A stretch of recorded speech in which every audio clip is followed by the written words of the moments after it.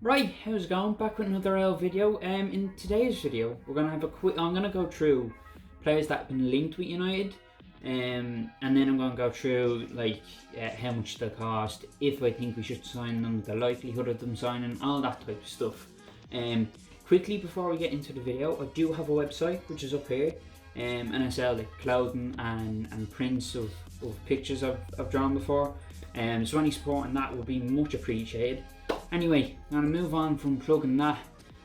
We're going to get straight into the video. Right, so the first player we're going to have a look at is the player that's been linked most to us, I think. And he's the player that looks most likely to sign for us at this point in time. And that's Mason Mount. I personally think he's probably worth about 50 to 55 million. You know, he didn't have a great season last season. Obviously, Chelsea are trying to offload a load of players now. So I think if it was me, I'd be paying maximum 55 million. Now I do know we do need more midfielders, but I think it's more important to sort out a defensive midfielder than a midfielder that can play the same role as Eriksen, because you know we only have the one defensive midfielder being Casemiro. So yeah. Do I think we should sign him? Yes, I'd like to see Mount at United.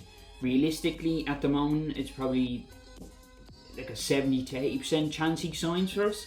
You know, it looks pretty solid, but you know, Chelsea are asking for a ridiculous price. As I said, he's a solid player. He adds a bit more depth to the midfield, and again, just a solid all-round player. Right, player number 2 that we're going to have a look at is Onana. And now, when I say Onana, I don't mean the Everton midfielder.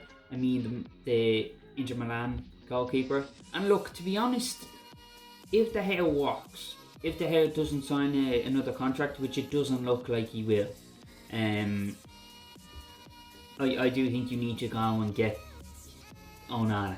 I think Onana is the best replacement for De Gea at the moment. He'll probably cost us, we're looking 50 to 70 million, which for a keeper of Onana's standard, I think that's reasonable.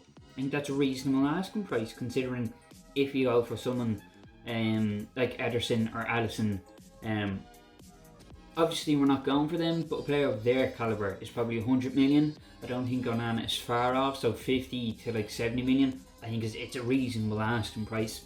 Obviously I'd sign him, as I've said, I would sign him.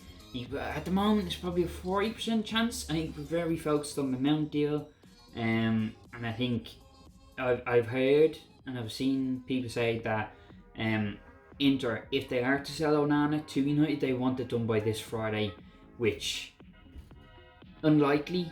United will get on that quick and get it all sorted. If they do, that's brilliant. But if not, we're not in a great spot. You know, De Gea looks likely to walk, and our next best keeper is Henderson, who's also in talks of signing for Forest. So we're in a tight space, in a tight timeline. Right, another player we've been linked to, Harry Kane. You're looking at about 100 million. And I think I saw somewhere that apparently Levy is open to letting him go now. Do I think we should sign him? No, I wouldn't sign him. And that's not saying I'm not saying Kane is a bad striker. He's not. He's without a doubt one of the best in the world at the moment. But my thinking is, you're paying 100 million, right, for, yes, a top quality striker, but he's in his 30s. You are going to need to replace him in the next 2-3 years. So that's 100 million, high wages, for 2-3 years of solid play, and then having to replace him. So yes, he is one of the best strikers in the world, but I wouldn't go for him. Talking about strikers, the other striker we've been linked to, and I think this is who we should focus on, is Rasmus Højlund. I think Rasmus Højlund is the type of striker we need. You're probably looking at about 50 to 70 million for him, which again, some people might think that's a bit of a high price, but I think it's alright for someone who's like 20. I don't think he's even 20, I think he's like 19. So someone who's 19, who has potential, and has said he is interested in moving to United. He'd like to move. I don't think there's anything you can say is bad there. The chances of us signing him is probably 70% chance. As I said, United are interested. Højlund wants to move to United, and we've done deals with Atalanta before, obviously Amad Diallo. So yeah, I think we could get him. My stance on this signing, as I've said, he has potential, and realistically, I can see him in 2 to 3 years costing us 100 million plus. So, as I said, if we sign Kane, that's 100 million this season. Right, 2 to 3 years down the line, he needs to be replaced, and people might go, "Oh, go get Højlund." He'll cost probably 100 million plus at that stage. So we can get him now for cheap, and then build him up, have him pre-season, and you have a young striker there that, if you train right and if you give the time and playing time, could last us another like 8 years, maybe even 10. I think it's a no-brainer. Right, sticking with strikers, another striker we've been linked to is Colin Moani. I don't think he's a bad striker. I think he's another good striker. You're realistically looking to have to pay 70 to 90 million. Signing chance, probably 40. Probably 40% chance of us signing him now at this stage, this late into the window. I wouldn't say the same calibre as Kane, and I wouldn't put him at the same calibre as Højlund. He's obviously better than Højlund, he's had more experience, but he isn't Kane level, but he's a solid striker. Another great thing about Moani is he tends to create a lot of chances.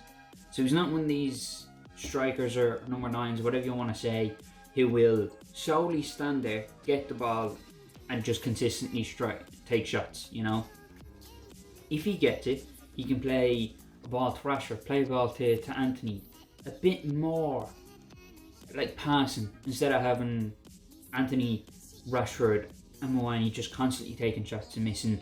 Moani doesn't mind letting off a pass. So yeah, he does look good. Right, moving back to midfield, Rabiot was someone we were linked to. It looks like he signed new contract with Juventus, which, can't lie, I'm happy with that. Right, happened last season, we went for him and he was asking for ridiculous wages. Happened again this season, we go to try get him on free, and he wants mad wages. Now, it's very like him where I'm not saying Rabiot's a bad player. He's not, he's a solid player. He just has a he has a shit attitude. Let's be real, he has a shit attitude. And I don't want another player at the club that has an awful attitude. Because players with awful attitude, they can be as good as you want, but if they have a shit attitude, you're not going to get much out of them. Unless you're doing what they want, when they want, they'll throw straps. And I don't want another player like that at the club. I don't. So, am I happy Rabiot didn't sign for us? Yes. Do I think we could have done with a player like Rabiot to fill in that more defensive role in midfield? Yes. So there's wins and losers in the situation with Rabiot, but as I said, I didn't want us to sign him. Right, looking at defence now, because we are in need of another centre back. Obviously we have Martinez and Varane, which is a great pairing, but when they're out, there's just holes in that defence. As backup for when those players are out, it's Maguire and Lindelof, right? Maguire doesn't even get playing time now. He is 5th choice. A left back, being Luke Shaw, gets picked more as a centre back than a centre back we paid 80 fucking million for. 80 million, and he's not getting picked. So we're in need of another centre back. Now the 2 centre backs we've been linked to throughout this transfer window is Axel Cisse and Kim Min-jae. Now we're going to talk about Kim Min-jae first, and then we're going to have a look at the Cisse. Kim Min-jae was my favourite out of that selection. Out of the 2 players, Kim Min-jae was my favourite, and it looked more and more likely at the start of the window that we would get him. And we didn't, because we didn't do anything about it. We waited too long, we didn't push forward with the deal. There was people saying there was terms agreed, personal terms were agreed, and that's good and dandy. But unless you have that player signing that contract, holding that shirt, there is still a window there for another team to come in and intercept that deal. And that did happen. That team was Bayern Munich, and I'm livid, right? So the chance of him signing for us, it's 5%. It looks nailed on for Bayern. Something could fall through, but it's unlikely. Actually, we had the release clause that went down at a certain point in that window. I think it was something like 40 million, but outside that you're probably looking at 50 to 60 million. Again, not a half bad deal. I had it here, sign him up. And again, solid centre back. We're in need of a centre back, and it's a good price. It's a brilliant price for a defender like Kim Min-jae. Perfect price. It was all good. Everyone was saying, oh, he's going to United. Personal teams agreed. He's bought a house in Manchester, and look at that. We've sat around on our hole, and we're not getting a player that we wanted. Well done. That's what the Cisse. Look, I'm not going to sit here and say I know everything about the lad. I don't. I haven't seen much of him. The only time I've seen the guy play was when the World Cup was on a little bit. He looks alright. Realistically, it costs us 40 to 50 million. It's alright. As I said, we're in need of a centre back. I haven't seen much guy. 40 to 50 million. That's not half bad. Sign the lad up.